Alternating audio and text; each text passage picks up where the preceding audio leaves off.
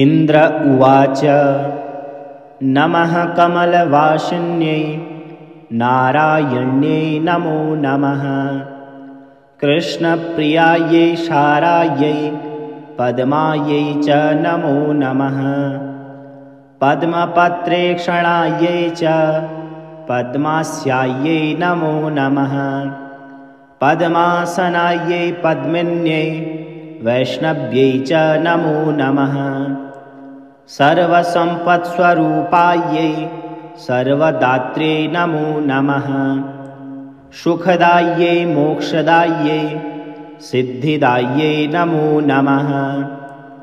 हरिभक्तिप्रदात्र्यै च हर्षदात्र्यै नमो नमः। कृष्णवक्षस्थितायै च कृष्णेशायै नमो नमः। कृष्णशोभास्वरूपायै रत्नाढ्यै नमो नमः। सम्पद्धिष्ठातृदेव्यै महादेव्यै नमो नमः। शस्याधिष्ठातृदेव्यै च शस्यलक्ष्म्यै नमो नमः। नमो बुद्धिस्वरूपायै बुद्धिदायै नमो नमः। वैकुण्ठे च महालक्ष्मी लक्ष्मी क्षीरोदसागरे।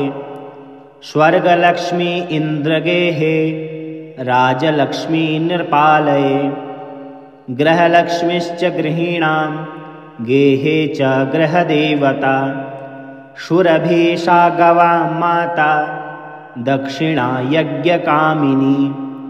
अदितिर्देवमाता त्वं कमला कमलालये। स्वाहा त्वं च हविर्दानी कव्यदानी स्वधा स्मृता। त्वं हि विष्णुस्वरूपा च सर्वाधारा वसुन्धरा। शुद्धसत्त्वस्वरूपा त्वं नारायणपरायणा। क्रोधहिंसावर्जिता च वरदा च शुभानना। परमार्थप्रदा त्वं च हरिदास्यप्रदा परा। यया विना जगत्सर्वं भस्मीभूतमसारकम्। जीवन्मृतं च विश्वं च शवतुल्यं यया विना। सर्वेषां च परा त्वं हि सर्वबान्धवरूपिणी। यया विना न सम्भाष्यो बान्धवैर्बान्धवः सदा। त्वया हीनो बन्धुहीनस्त्वया युक्तः स बान्धवः। धर्मार्थकाममोक्षाणां त्वं च कारणरूपिणी। स्तनधयानां त्वं माता शिशूनां शैशवे यथा। तथा त्वं सर्वदा माता सर्वेषां सर्वविश्वतः। त्यक्तस्तनो मातृहीना स चेज्जीवति देवतः। त्वया हीनो जनः कोऽपि न जीवत्येव निश्चितम्। सुप्रसन्नस्वरूपा त्वं मे प्रसन्ना भवाम्बिके। वैरिगस्तं च विषयं देहि मह्यं सनातनी। वयं यावत् त्वया हीना बन्धुहीनाश्च भिक्षुकाः। सर्वसम्पद्विहीनाश्च तावदेव हरिप्रिये। राज्यं देहि श्रियं देहि बलं देहि सुरेश्वरि। कीर्तिं देहि धनं देहि पुत्रान् मह्यं च देहि वै। कामं देहि मतिं देहि भोगान् देहि हरिप्रिये। ज्ञानं देहि च धर्मं च सर्वसौभाग्यमीप्सितं। सर्वाधिकारमेवं वै प्रभावां च प्रतापकं। जयं पराक्रमं युद्धे परमैश्वर्यमेव च। इत्युक्त्वा तु महेन्द्रश्च सर्वः सुरगणैः ननाम साश्रुनेत्रोऽयं मूर्ध्ना चैव पुनः पुनः। ब्रह्मा च शङ्करश्चैव शेषो धर्मश्च केशवः। सर्वे चक्रुपरिहारं सुरार्थे च पुनः पुनः।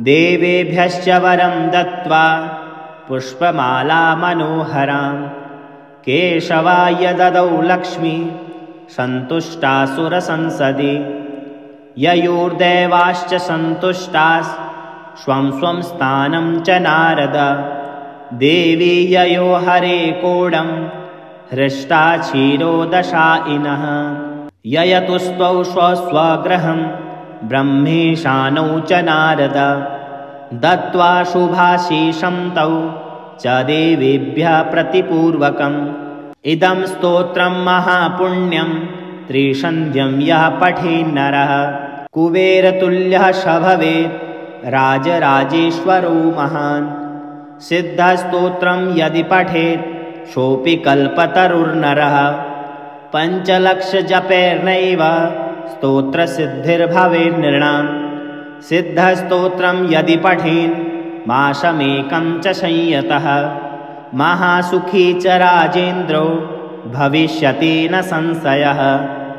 नमः कमलवासिन्यै नारायण्यै नमो नमः कृष्णप्रियायै शारायै पद्मायै च नमो नमः पद्मपत्रेक्षणायै च पद्मास्यायै नमो नमः पद्मासनायै पद्मिन्यै वैष्णव्यै च नमो नमः सर्वसम्पत्स्वरूपायै सर्वदात्रे नमो नमः सुखदायै मोक्षदायै सिद्धिदायै नमो नमः हरे भक्तिप्रदात्रे च हर्षदात्रे नमो नमः कृष्णवक्षस्थितायै च कृष्णेशायै नमो नमः कृष्णशोभास्वरूपायै रत्नाढ्यै नमो नमः सम्पद्धिष्ठातृदेव्यै महादेव्यै नमो नमः शस्याधिष्ठातृदेव्यै च शस्यलक्ष्म्यै नमो नमः नमो बुद्धिस्वरूपायै बुद्धिदायै नमो नमः वैकुण्ठे च महालक्ष्मी लक्ष्मी क्षीरोदसागरे स्वर्गलक्ष्मी इन्द्रगेहे राजलक्ष्मी निर्पालये गृहलक्ष्मीश्च गृहीणां गेहे च गृहदेवता शुरभीषा गवां माता दक्षिणा यज्ञकामिनी अदितिर्देवमाता त्वं कमला कमलालये स्वाहा त्वं च हविर्दाने कव्यदाने स्वधा स्मृता त्वं हि विष्णुस्वरूपा च सर्वाधारा वसुन्धरा शुद्धसत्त्वस्वरूपा त्वं नारायणपरायणा क्रोधहिंसावर्जिता च वरदा च शुभानना परमार्थप्रदा त्वं च हरिदास्यप्रदा परा यया विना जगत्सर्वं भस्मीभूतमसारकम् जीवन्मृतं च विश्वं च शवतुल्यं यया विना सर्वेषां च परा त्वं हि सर्वबान्धवरूपिणी यया विना न सम्भाष्यो बान्धवैर्बान्धवः सदा त्वया हीनो बन्धुहीनस्त्वया युक्तः स बान्धवः धर्मार्थकाममोक्षाणां त्वं च कारणरूपिणी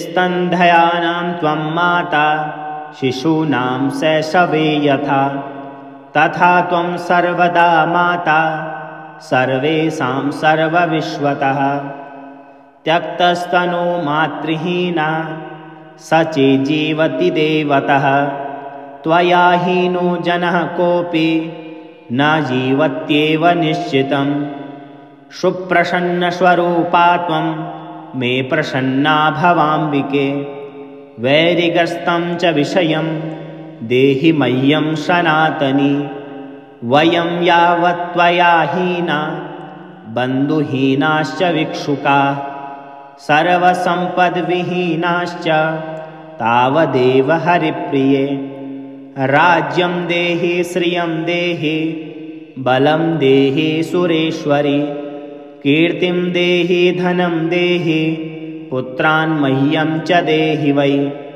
कामं देहि मतिं देहि, भोगान् देहि हरिप्रिये, ज्ञानं देहि च धर्मं च, सर्वसौभाग्यमीप्सितं। सर्वाधिकारमेवं वै प्रभावां च प्रतापकं, जयं पराक्रमं युद्धे परमैश्वर्यमेव च। इत्युक्त्वा तु महेन्द्रश्च सर्वैः सुरगणैः सह ननाम साश्रुनेत्रोऽयं मूर्ध्ना चैव पुनः पुनः। ब्रह्मा च शङ्करश्चैव शेषो धर्मश्च केशवः, सर्वे चक्रुपरिहारं सुरार्थे च पुनः पुनः। देवेभ्यश्च वरं दत्त्वा पुष्पमाला मनोहरां, केशवाय ददौ लक्ष्मी सन्तुष्टासुरसंसदि। ययोर्देवाश्च सन्तुष्टास् स्वं स्वं स्थानं च नारद, देवी ययो हरे कोडं हृष्टा क्षीरोदशायिनः। ययतुस्त्वौ स्वस्वगृहं ब्रह्मेशानौ च नारद, दत्त्वा शुभाशीषं तौ च देवेभ्यः प्रतिपूर्वकम्। इदं स्तोत्रं महापुण्यं त्रिसन्ध्यं यः पठेन्नरः, कुबेरतुल्यः स भवेत् राजराजेश्वरो महान्। सिद्धस्तोत्रं यदि पठेत् सोऽपि कल्पतरुर्नरः, पञ्चलक्षजपैर्नैव स्तोत्रसिद्धिर्भवेन्नृणाम्। सिद्धस्तोत्रं यदि पठेन् मासमेकं च संयतः, महासुखी च राजेन्द्रो भविष्यति न संशयः। इति ब्रह्मवैवर्तमहापुराणे द्वितीयप्रकृतिखण्डे नारदनारायणसंवादे 49तमोऽध्याये महेन्द्रकृत श्रीमहालक्ष्मीस्तोत्रं सम्पूर्णम्।